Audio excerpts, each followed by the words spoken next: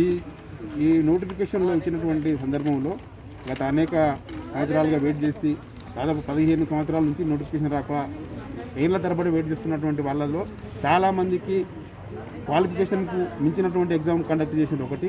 సరే, exam conduct చేసినాక వాళ్ళకి రావాల్సినటువంటి వెయిటేజ్ మార్కులు అందరికీ కూడా ఇవ్వాల్సినటువంటి మార్కులు కొద్దిమందికి మాత్రమే వెయిటేజ్ మార్కులు కలిపారు. కొద్దిమందికి వెయిటేజ్ మార్కులు కలపడం అనేది ఎట్లా వీళ్ళు ఎక్కడో వేరే సంస్థల్లో పనిచేస్తున్నారు, ఎక్కడో మనకు తెలియరు అంటే మనం ఐడెంటిఫై చేయడానికి కష్టమవుతుంది.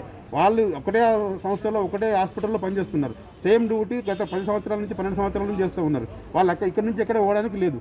కానీ ఇదే సర్వీస్ వెయిటేజ్, ఇది వెయిటేజ్ వేరే వెయిటేజ్ కాదు, సర్వీస్ వెయిటేజ్ అనేది ఒకటే సంస్థలో ఒకటే విభాగం కింద సేమ్ కాంట్రాక్టర్ కిందనే పనిచేస్తున్న వాళ్ళకి కొద్దిమందికి వచ్చి కొద్దిమందికి రాకపోవడం అనేది అన్యాయం.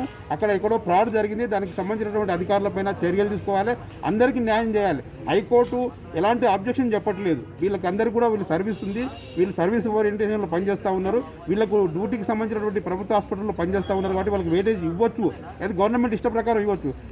దానికి హైకోర్టు అబ్జెక్షన్ చెప్పట్లేదు. కాబట్టి రాష్ట్ర ప్రభుత్వం ఆలోచించి అవుట్సోర్సింగ్లో పనిచేస్తున్నటువంటి అందరికీ కూడా వెయిటేజ్ ఇవ్వాలని చెప్పి మీ సందర్భంగా విజ్ఞప్తి చేస్తున్నాం.